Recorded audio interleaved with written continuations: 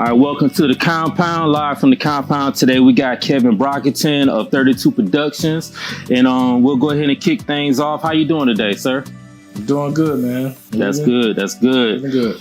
Well, let's start off by, I want to know what initially sparked your passion for visual storytelling, and how did that pivotal moment evolve into the comprehensive visual powerhouse that is 32 Productions today? Well, I always had a passion for creating. That passion for creating came from when I was younger in like elementary, and it wasn't initially for video. I started out, I wanted to be a music producer. I always was making beats in class. I always had a passion for drumming and just beats in general. So I thought I was gonna come up and make beats and be a music producer when I grew up. Later on in life, like in middle school, me and my friends, we used to make little skits on our iPad, and we used to shoot little short films or anything creative while we was hanging out. And I was always be the person that will shoot and edit the projects, and then over time, they will always look at me as the guy to help create the vision and to be the person to put the entertainment together. Then that also grew into, over time, people started seeing that more and more, and then it inspired me to keep creating versus doing the music. I got visually in tune with creating with visuals, taking pictures and stuff like that, and people started to want to hire me for it. And that's what, over the years, from all the way from elementary to middle school to high school, is where I really took off. Staying creatively in tune and visually in tune with how I like to create and what I do today. Your company excels across a broad spectrum of photography and films. What core philosophy guides 32 Productions in maintaining such a high quality and versatility across diverse projects? I'm a believer of making it happen. If you have a vision, I want to make it happen. I love to create, and I love to bring the perspective of somebody's idea to its I'm not really sure what the word to say for it, but bring it to pass, I guess. But I'm always in that creative tune to push the boundaries of somebody's visual or their idea, and always put my forefront to helping create those ideas and make them happen. So I guess the philosophy is just making it happen, and capturing memories is my biggest thing. If I'm not capturing your memories, I'm gonna make my dream happen visually. Okay. Looking back at your journey as an entrepreneur, what was the most unexpected challenge you faced in the early days, and how did overcoming it shape the resilience of 32 Productions?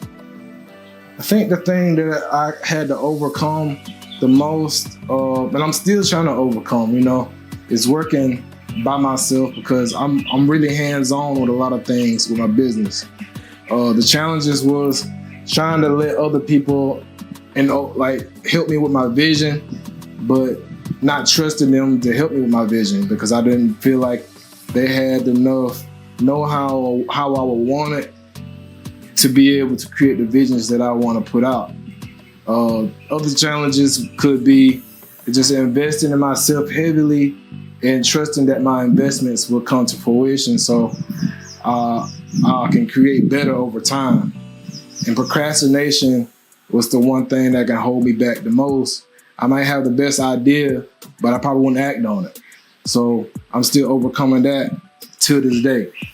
But other than that, those things that I've worked, they're coming to pass also, because every day I get better at it. From capturing the raw energy of a music video to the tender moments of weddings, how do you adapt your creative lens to truly encapsulate the unique essence and emotion of each subject? Over the years, I done shot multitude of music videos, weddings, any kind of project that you throw to my face. Every project is different. Everything has its own heartbeat, or everything has its own visual. So when it comes to music videos, you capture the essence of the artist and his creation. of what they musically inclined when they're singing or rapping, their art, you know what I'm saying? But when it comes to a wedding, it's different from just music. It's capturing a memory. So you gotta kind of I can't even say the word, but you gotta basically switch between the two, from being a creative or capturing a memory. Because people at a wedding, they want you to capture the love. They want to capture the memories that they set with their family and friends. So it's kind of pinnacle to kind of have your mind shift when shooting different projects. You can't have the same mindset shooting every project, because every project is different. Every moment is different. So I always go into the mindset of shooting everything as a story.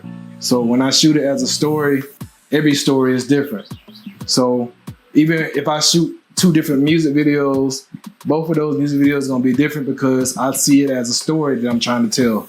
You're not gonna watch 2 different movies and they're gonna be the same. They're 2 different movies. It might be 2 different genres. So that's how I treat all my projects. And I go into it just like that, and I produce those by telling my story how I see it. In the ever-evolving world of visual media, what new technology or creative approach has recently ignited your excitement and pushed the boundaries of what 32 Productions can achieve? Social media and anything inclined with internet or just being a creative. I think what mostly pushed me now is the world of AI. This is where we at now, and it's helping me produce and create at a faster rate. It gives me more ideas, it's more fluent, and it helps me with my workload, especially when you're a one-man band sometimes. It helps you create faster and produce faster. I'm at a point where I got everything production-wise. I know everything. I got my skills lined up. I've been doing it for many years. But over time, if you can't find the correct team or the team member that can always be available, AI's been there to help. So it pushes me, and then seeing what AI can do over line, how you can create visually with it, digitally or anything, help to bring your visual or your vision to life. AI's been my best friend. Over trends and stuff, I'm not someone that usually follow trends from the internet, but I started leaning into it to help me create my ideas. So I feel like social media has a big play on that, and it helps me. It keeps me inspired when I see other creatives create stuff based on what they like and what they use as tools to help bring their visions. So social media is a great place for the initiative of helping me create and stay inspired. And I get inspired all the time. I feel like TikTok probably is one of the most influential social medias that we have today, besides YouTube. But it keeps me in the motivative state and the creative state of mind. Beyond knowing the technicals of equipment and things of that nature, do you think there's any non-traditional skills or personal attributes that are needed to succeed in today's competitive market when it comes to visual arts? Hold on a second, let me put this on mute. Okay. But yeah, when I think about non-traditional attributes, when you come to this business, it's stuff that I learned over time that I didn't have in the beginning too, that you wouldn't expect that you needed. When you're creative, you need to learn how to communicate at the most, because when you learn how to communicate, it's not just communicating with others, it's communicating your vision or whatever you have as your art. You need to be able to communicate visually or more sound with your art so people can understand what you're creating or what you got, what's your story, what you got to tell. But communicating with others too is also crucial, so y'all can be aligned with one or each other's skills or skill sets. Everything that I obtained over the years came over the years. I didn't have none of it before I started. The only thing I feel like I didn't have that was learned was a visual eye. I had a visual eye always. I always knew it looked good, and it got better over time when I practiced. I'm not saying that no one has a visual eye or not have to learn a visual eye. It's just learning how to spot certain things, and over time it gets better and better. It comes with growth. And that's one thing that I didn't really have, like, as a skill that just came on and then they have to learn. So it's not traditional. It's just was just in me. Other than that, I feel like communication, having a great eye, and being very cooperative and always willing to learn. Those things ain't learned or traditional or taught. It's just your personality and what you're willing to do to grow. Building and growing a successful business is a marathon. What's the single most impactful business lesson you've learned that directly contribute to the expansion of 32 Productions? One of the biggest things that help my business grow is staying focused on the vision that you have for yourself and your company. Don't worry about the competition. Don't worry about what others are doing. Stay aligned with your vision and always be willing to help others and be open-minded when it comes to growing. Trying new things and getting out of your comfort zone is one of the biggest things that I strive in my business. I try to make my content or anything that I do, every project different. I try to make everything feel as unique as possible. But I don't ever try to set my standards based off the other guy. I don't be looking at business A or business B over there and seeing what they're doing and trying to comprehensively copy or, compete in a way where I lose my brand or make my brand looks like someone else's. I always want to be unique as possible. So that's my growing point, and keeping everything as unique and as original as I can get it, and that's which helps my business stand out and grow the most. You have strategically brought in additional creatives to strengthen your team. What's your unique approach to identifying, attracting, and integrating talent that truly aligns with the vision of your company? My main thing is motivated individuals.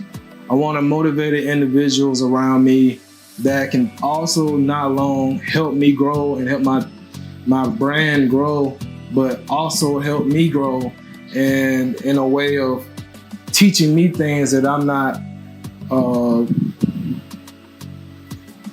hereditary, obtaining to myself, or just like help me understand what my weaknesses, and if they have strengths, I will want to learn what my weaknesses is through their strengths, and help them will help me, let them help me help them in a way where we can help each other. I think the most important part when working with a team is also, going back to what I said earlier, is being very open-minded and keeping like minds. Even though we all have different minds, we have the same goal at the end. But over time, my whole thing with building a team and having them help me grow my business is to help me not be able to do everything myself, try to get out the one-man band mindset and let my team bring new, creative, and in tune ways to expand the business model or the vision that I have for my company. For someone dreaming of launching their own photography or film production company, what's one piece of advice that you can give them that you wish that somebody would have told you when you're first starting out? My main piece of advice when starting anything is just to start. When you procrastinate or you feel like you need certain things to start, you'll probably never start, or you'll never start enough to know what you need to keep going. So my main thing is with anything, or starting production company, photography company, it's just a start, because as soon as you start, it's the faster you can start messing up, so you can start learning what you need to do going forward, so you can get to the point where you know what you're doing and you can continue growing your business. But if you never start, you would never know those things, and you're prolonging your failures, and you need to have failures to grow. When you're not immersed in a project dealing with 32 Productions, is there any other creative outlets that you dive into, whether it be like gaming or back into your music passions, or just anything that you spend your spare time on, if you have spare time? Right now, I put my energy into growing businesses. That's my overall goal, is being an entrepreneur and having a multitude of businesses that over time will, be the fruits of my labor. So I have Fruitful Fusions is my other company that is a juice and lemonade business. I have that growing, and right now I'm trying to get like a juice trailer and try to, attend events and grow that. So that's something I do on the side here and there. But like, I got a lot of multitude of small businesses that I'm growing. I just like to do things and start things and grow them to the point where they run themselves, and then probably put people in positions to be able to run them for me and give them an opportunity to try new things and give them an opportunity to grow themselves. We know as businessmen what it takes to deliver a quality project, but clients don't necessarily always know what goes into producing such works for them. They just see the back end, they see the final results. How do you handle any misconceptions if you do come across them when you're dealing with clients throughout any part of the process, whether it be at the beginning or when you actually present the final product? What I've learned over time when dealing with clients is to keep your vision first and tell them what you can do for them. Sometimes it's not all about what you just do for them either. I think the main thing I preach and I tell my clients is I'm trying to solve a problem. If you need me to create your commercial, I'm not so focused on, okay, how you want the commercial, or I can do this commercial for this amount of money and I can do this and this. I'm really trying to solve a problem. Are you trying to reach more people, or are you trying to make more sales? Or if you're doing a music video, are you trying to grow on the billboard so more people hear your music? Or you trying to have a visual to help like show your song into a visual that's telling a story? Or if you got a wedding, you need me to capture your memories. What memories are the most important to you? I'm always trying to solve a problem. And I feel like that's when every business model, like if you got customers, it's not just about selling your customer and then getting the client. It's all about solving problems. Because when you solve problems, you get more accomplished, but then you satisfy your customer more because you solved their problem, not just giving them what they think they need or what they was told they needed. And when you solve a problem, it keeps continuing customers coming in, and it solves the problem of having problems with your customers, because you're just not delivering a product and then they have questions afterwards because it didn't deliver what they was expected. Also, when you're dealing with clients, setting your price and not doing stuff entirely off just trying to keep a client, create your value up front so they can trust you over time. You don't have to sell yourself, but also going back to the problem solving. When you problem solve their basically whatever they're coming to you for, like their product, they come to you and expect the results that they came to you and they seen from another project you done did, or they heard from you, or if they ain't never seen none of your work. You want to settle those problems that they have so they will never have more problems going forward. Don't ever sell yourself short by trying to do something too less or at a budget when over time they might need more than what you're just trying to give them. So tell them what you can do for them, in other words, because I'm trying to put the words together, but other than that, I feel like just solving people's problems up front can alleviate all the problems from the customer later. And this might be like a two-part question. Is there any dream project that you plan on working on in the future, or that you would like to position yourself to be available for? And where do you see yourself in the next 5 years? You personally, or maybe just business-wise? Personal projects, if we just pertaining to 32 Productions, I want to get it more into like spec ads, doing commercials, and making creative content based off what I would like to do. I've been doing projects for customers and clients for over 10 plus years now, 13 if you want to say correctly. But I haven't really did too many projects for myself. Shooting short films, skits and stuff like that when I started out. But since I got the know-how now, I kind of skipped a bunch of years in between. And now I kind of want to get back into it. So doing projects like that is probably something I'll be in tune with now. Over the next 5 years, I don't really see myself in the same predicament as myself. It's hard to tell myself what I'll be into because I just,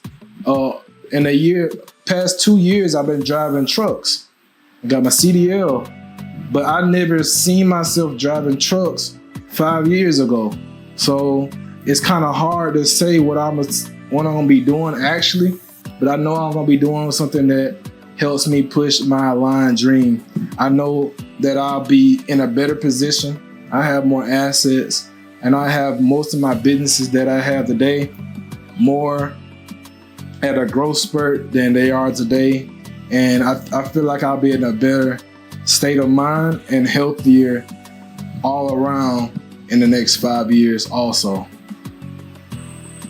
I've been made aware of that 32 Productions do have some new programs that y'all working on in-house, and I want to know if you could tell our audience about anything that they could be on the lookout for in the near future at some point in time for 32 Productions under your branding. So right now I'm working on some podcasts, probably like 3 different shows. They're gonna be different kind of shows, focusing on music, news. Got one that's gonna be kind of like a gossip type podcast, intellectual podcast, talk about money and stuff like that, and branding and business. But that's just the podcast realm. Then I got some dating shows I plan on doing. I got like 3 of those. I got something like the 20 versus 1, the balloon pop challenge, and I got a custom made one that's entirely different that I'm bringing to the interface as dating shows. Other than that, for the artists, I have my Shade episode. I'm gonna bring that back. I got a few of those on YouTube. You can go check those out on the studio page. It's gonna be a whole rebranded Shade, basically just artist performances. It's almost like mic performances, but we're gonna kind of do a different spin to it. We're gonna bring that back, and also some short films I'm gonna try to get into. And if you're inclined and you're inspired to be an artist, not an artist, but an actor, or if you want to be on the other side of the camera, I'm also in tune to helping those get behind the camera with those projects that I have coming up. Other than that, those are the projects I probably got coming soon, and some more projects that's just unannounced right now, just still under works. But those are projects I'm coming in sooner or later. Okay, and as we wrap up, one of the most important questions I want to ask, considering being based in an area that's not your Atlantas, that's not your Houstons, that's not your LAs, that's not your Chicagos, basically being based out of South Georgia, we're close to a lot of things, but we're not in the mix of a lot of things. How do you navigate and how do you operate, I should say, to where you're putting yourself and your company into a position to actually grow and thrive and expand into other markets? And do you see yourself as a business person that's just isolated to your geographical location, or do you consider your brand and yourself, as a person that could service nationwide or even globally? I've been in this area for all my life, so yes, it's kind of constricted to the growth if you don't know how to put yourself out there and grow. My main tools to growing in this type of area, when there's not too many outlets, as like a city, you might have somebody next door, or everybody knows you by word of mouth around here. So in the city, it's probably like you go out and then a lot of people just come to you, around you, and it just start moving like that. Word of mouth kind of up there too, but it's almost like they got bigger outlets. But down here, word of mouth carries. So me showing up to a big event or big events is kind of pushing my brand more and more. When you do smaller projects like music videos, you don't have that much exposure unless your client pushes you. So if I go out to an event such as a trail ride or a big gathering for the city that they have in a barbecue festival or something like that, I'll go out and do free work. You know what I'm saying? I'll go out and take pictures, or I'll go and do some videos. And that right there prompts more people to get inspired about what I do. And they'll ask me, how can I get in contact with you? Because I got a project such and such.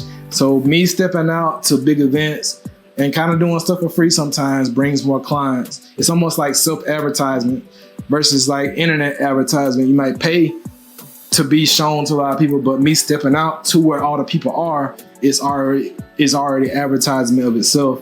And then when I do client work for those and it's well, their people start seeing it and I start growing within the area. And then going back to my shows that I do, like the little small content that I do as TV shows, or the content that I got coming up, those right there, when I involve other people, it helps spreads my company name out further when other people are involved in my work. And once they see it and their friends see it and their family see it, then they come back to me asking me, hey, how can I book you for this? So it's almost kind of like self-advertisement then. But not to put aside business in the area or the region, it's always crucial to advertise yourself with the monetary also. So spending money on your advertisement, not just buying equipment and going to events and just doing client work. Send some money on ads, put it on Facebook, run your ad on Facebook, make you a content commercial or a spec ad of your own work and publish it and help that push your work and post it and put money behind it and show the region. Have it spot not just the area that you're in, like I am in Douglas. I have it spot the entire Georgia. So people in Savannah or Atlanta or Macon, they can see my work too, and they can reach out to me to get my work. It's this area that I am trying to take over is the South Georgia area, because Atlanta, it has its own kind of mecca and plenty of multitude of artists, musicians, videographers, and photographers. But I want to take over the South Georgia area because everybody from the South Georgia area wants to go to the Atlanta area, still leaving this area dry of creatives and people that need to be down here creating. So my idea is to take over the South Georgia area and help other creatives come on to the team, and we take over the areas together in a way that we create and come up with content in the South Georgia area. So eventually the entire state of Georgia is known for creating in general, not just one area such as Atlanta. I like that. Well, in closing, is there anything that we haven't touched on that you might want to throw out there? Other than what everything we done talked about, 32 Productions is the pinnacle of where everything starts. I consider my business as a big bang. It came from a long period of growth when I was young and when I was younger, and I have a bigger idea of the company going forward. If you ever want to start something going or get anything started for yourself, such as a business or a passion, like I said, it's always the best way is just to start. Don't procrastinate on it and keep going, and never let anybody tell you that you can't do it, and don't be scared to show off what you can do, or if you feel like you can't do it, go ahead and put it out there anyway, and don't be worried about how people address it or how people gonna talk. My biggest caveat and what I'm still learning today is when you have a fan base, or when you attain a fan base, it's not always good just to have the good fans. You'll know when you start to grow, when you start to have like people that's disliking your work, or if you want to call it haters, because those people push you more than the people that like your work. So once you start attaining the haters, the dislikes, the negative, that's how you know you're growing. You're not growing if you don't get none of that work, because people that don't care about you will never post about you. They want, if you're not making an impact, people won't talk about you. But if people are talking about you, you're making an impact. You're making people feel uncomfortable. And you got to make people feel uncomfortable in a way where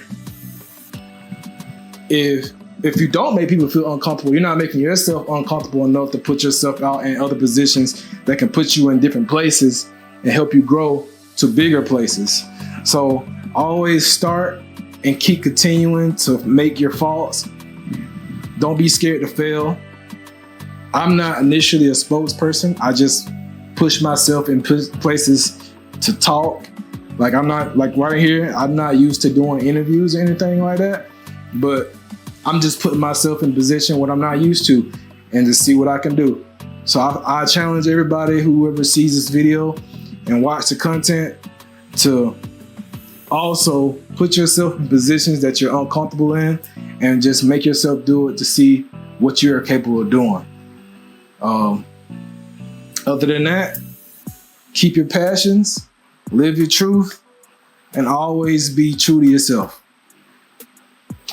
All right. Kelvin Brockington of 32 Productions. We appreciate you. Yes, sir.